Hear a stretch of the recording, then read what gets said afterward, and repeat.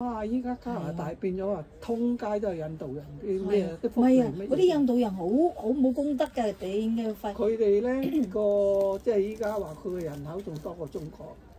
就係咯，佢周圍都係㗎，哇！佢好生得㗎，而且咧佢可以儲好多個老婆㗎，有啲4個啊，哎呀，佢正式都可以。係啊，佢話有6、7個老婆，佢話有仔女有20、30個，我話我話咁犀利，因為有啲咧佢係喺屋企嘅啫，有啲喺呢度啊，佢好多個嘅，所以我話嗱，佢娶咗個中國㗎啦。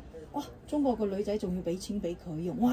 我屌我做咩咁嘅嗬？所以話真係，哎呀，真係外國嘅。我喺印度慘喎，2個女嫁妝啊，你要好多嫁妝嘅。係咩？印度人嫁女，所以好慘㗎嘛。哎呀！如果嗰啲成日嗰陣時睇新聞都有，嗰啲嫁妝少啊，去到咧。